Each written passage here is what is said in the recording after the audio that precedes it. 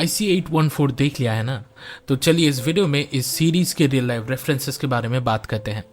ऐसे ही दूसरे वीडियोस देखने के लिए और हमसे जुड़े रहने के लिए चैनल को सब्सक्राइब कीजिए और वीडियो को लाइक और शेयर करना ना भूलें।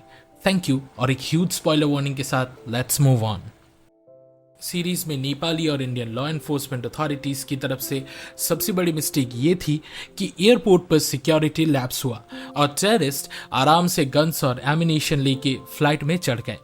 बहुत लोग इसे research and analysis wing of India यानी RNAW का फेलियर मानते थे कि वो उन 5 टेररिस्ट की एक्टिविटीज टाइम रहते डिटेक्ट नहीं कर पाए, जिन्हें प्लेन में चढ़ने से पहले नेपाल में ही पकड़े जा सकते थे। हरकतुल मुजाहिदीन टेररिस्ट ऑर्गेनाइजेशन के मेंबर्स, जिन लोगों ने IC-814 को हाईजैक किया था, कैप्टन देवी शरण, जिसे सीरीज में कैप्टन शरण देव बोला गया है, उनसे कराची ले जाने को बोला। कैप्टन ने उन्हें बताया कि प्लेन में इतना फ्यूल नहीं है कि वो कराची तक पहुंच सके। उसने उन्हें मैनिपुलेट करने की कोशिश की, लेकिन जैसे सीरीज में दिखाया गया, उनमें से कुछ लोग एविएशन के टेक्निकल टर्म्स से फेमिलियर थे, इसलिए उन्हें बेवकूफ बनाना इतना आसान भी नहीं था। कैप्टन सच में अमृतसर पर प्लेन लैंड करवाने में कामयाब हो गए थे, जहां वो 40 मिनट तक रुके रहे। ये उस वक्त की सरकार और इंडियन लॉ एनफोर्समेंट एजेंसीज का दूसरा फेलियर था। वहां पर बहुत सी कंफ्यूजन्स क्रिएट हुई थी और किसी को सच में पता नहीं था कि ऐसे सिनेरियोज में कैसे रिएक्ट करना चाहिए। ज्यादातर डिप्लोमेट्स और पॉलिटिशियंस का प्रायोरिटी अपनी रेपुटेशन को बचाना था, चाहे इसके लिए किसी और को नीचे धकेलना ही क्यों ना पड़े। कोएलिशन गवर्नमेंट जो नेशनल डेमोक्रेटिक अलायंस थी, जिसे अटल बिहारी वाजपेयी लीड कर रहे थे, उनके कुछ मेंबर्स जैसे LK अडवाणी का मानना था कि इंडिया को टेररिस्ट के साथ नेगोशिएशन नहीं करना चाहिए, लेकिन मेजॉरिटी ने हाईजैकर से टर्म्स नेगोशिएट करने के फेवर में वोट दिया, क्योंकि उस वक्त इंडिया के पास और कोई ऑप्शन नहीं था। अब कुछ लोग मानते हैं कि डिप्लोमेट्स और पॉलिटिशियंस के बीच क्लैरिटी की कमी, क्लियर कट कम्युनिकेशंस का ना होना और लोगों के झूठ जो उनकी गलतियों को छुपाने के लिए बोला गया था, इन सब ने मिलकर अमृतसर एयरपोर्ट पर इतनी बड़ी डिबैकल को जन्म दिया था। कैप्टन देवी शरण ने सच में सोचा था कि हेल्प आएगा और पंजाब फोर्सेस उन्हें बचा लेंगे, लेकिन ऐसा कुछ भी नहीं हुआ और सीरीज में दिखाया गया कि DGP Sarabjit Singh last moment तक CM से ऑर्डर्स का इंतजार करते रहे और उनके पास प्लेन को रोकने का कोई क्लियर स्ट्रैटेजी नहीं था। जैसे IC-814 सीरीज में दिखाया गया, प्लेन कांडाहार पहुंच गया वाया अल-मिन्हाद एयरबेस, जो मेन दुबई एयरपोर्ट से कुछ ही माइल्स दूर था। एक टीम ऑफ डिप्लोमेट्स कांदाहार भेजे गए और कहा जा सकता है कि मुकुल मोहन का कैरेक्टर जो IB डायरेक्टर है और टेररिस्ट से नेगोशिएट करता है, वो अजित डोभाल से इंस्पायर्ड है। अब मुझे नहीं पता कि इंडियन मीडिया ने कैप्टन देवी शरण को अमृतसर से प्लेन फ्लाई करने के जजमेंट लैप्स के लिए क्रिटिसाइज किया या नहीं, लेकिन ये सच है कि हमेशा की तरह पॉलिटिशियंस और डिप्लोमेट्स ने किसी स्केपगोट को ढूंढा और उन पे ब्लेम डालने का कोशिश किया। एज ऑफ नाउ देवी शरण एक अच्छी लाइफ लीड कर रहे हैं और वैसे भी विजय वर्मा, जिन्होंने उनका रोल प्ले किया है, उनसे मिलने गए थे अपने रोल के प्रिपरेशन के लिए। देवी शरण ने उस ट्रैजिक इवेंट पर कुछ एनेक्डोट शेयर किए थे और उन्होंने बताया कि हर एक मोमेंट उनकी मेमोरी में फ्रेश है, जैसे कल की बात हो। शरण के गले पर एक निशान था और उन्होंने बताया कि 7 दिन तक हाईजैकर्स ने वहां गन टिकाए रखा था, जिस वजह से उन्हें वहां ब्रूज हो गया था। अंत में अजित डोभाल, जो उस वक्त इंटेलिजेंस ब्यूरो के स्पेशल डायरेक्टर थे, वो IC-814 के अंदर गए पैसेंजर से बात करने के लिए। उन्होंने भी कहा कि उन्हें उस वक्त के प्रेशर के बारे में अभी भी रिग्रेट है और कैसे ISI पाकिस्तानी रजीम और टेररिस्ट ऑर्गेनाइजेशंस ने इस सिचुएशन का फायदा उठाया। मसूद अजहर, उमा शेख और मुश्ताक अहमद जरगर, इन तीनों टेररिस्ट को रिलीज कर दिया गया था जब अजित डोभाल, जो उस टाइम इंटेलिजेंस ब्यूरो में स्पेशल डायरेक्टर के रूप में सर्व कर रहे थे, उन्होंने हाईजैकर्स के साथ नेगोशिएशंस की थी। जो सरकारी अफसर, पॉलिटिशियंस और आर्मी के लोग इस पूरी क्राइसिस में इन्वॉल्व थे, सबको पता था कि ये डील देश के लिए एक बड़ी हार थी।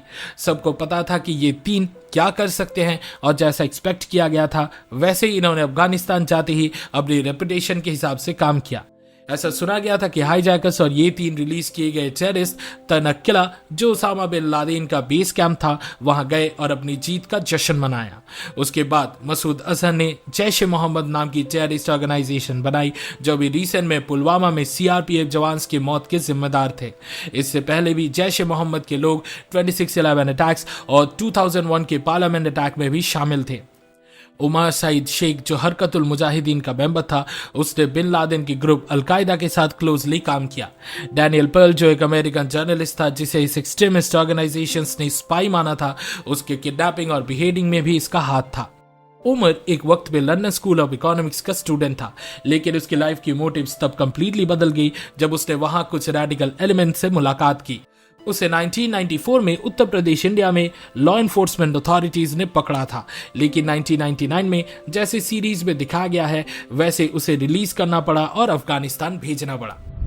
तीसरा, मुश्ताक अहमद जरगर एक टेररिस्ट ऑर्गेनाइजेशन अल-उमार मुजाहिदीन का चीफ बन गया और उसने कश्मीर रीजन में अपने मिलिटेंट एक्टिविटीज के थ्रू अमन को बिगाड़ने और वाइड स्प्रेड मेहम फैलाने का काम किया। ये 3 टेररिस्ट अभी भी काफी एक्टिव है और इंडियन अथॉरिटीज उन्हें तब से लेकर आज तक पकड़ नहीं पाई है। ये वो मोमेंट है जब आप रियलाइज कर सकते हो कि अगर इस क्राइसिस को ज्यादा कॉशन के साथ हैंडल किया गया होता और सही डिसीजन सही टाइम पे लिया गया होता तो सिचुएशन अलग होती।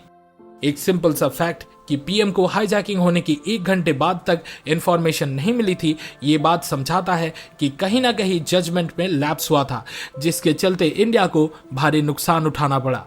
ऊपर से जब प्लेन अमृतसर लैंड किया था तब एंटी टेररिज्म कमांडोज को ना भेजने का टैक्टिकल डिसीजन भी एक बड़ी मिस्टेक थी।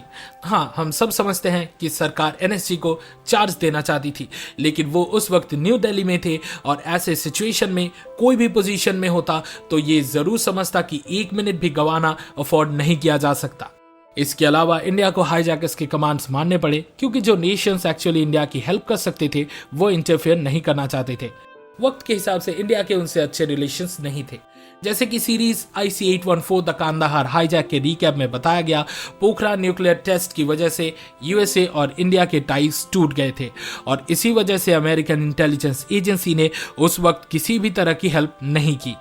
इंडिया के यूए के साथ भी स्ट्रॉन्ग रिलेशनशिप नहीं थे और सिचुएशन को और खराब करते हुए इंडिया ने तालिबान रजीम को भी वेहेमेंटली क्रिटिसाइज किया था। तो अगर इन सब फैक्ट्स को कंसीडर करें तो मुझे लगता है कि उस वक्त सरकार ने जो भी कुछ किया वो सही में उतना एफिशिएंट था जितना वो कर सकते थे। मुझे लगता है कि IC-814 हाईजैकिंग ने देश के लिए एक बड़ा लेसन दिया और एक नेशन के रूप में इसने हमें ये रियलाइज कराया कि हमें फॉरेन कंट्रीज के साथ बेटर रिलेशंस बनाए रखने चाहिए, ऐसे स्पेशलाइज्ड लोगों को सामने रखना चाहिए जो ऐसे क्राइसिस हैंडल कर सके और कुछ लेवरेज भी होना चाहिए दूसरी कंट्रीज के ऊपर ताकि वो कभी भी हमारी सिचुएशन का फायदा ना उठा सके। इस वीडियो को देखने के लिए शुक्रिया। IC-814 द कांदाहार हाईजैक देखने का आपके एक्सपीरियंस के बारे में कमेंट सेक्शन में जरूर शेयर करें। सिनेमा सीरीज के वीकली डोज के लिए लाइक बटन दबाएं और हमारे चैनल को सब्सक्राइब करें। अगले वीडियो में मिलता है और फिलहाल के लिए वी आर साइनिंग ऑफ। अच्छा चलता हूं and I will be back.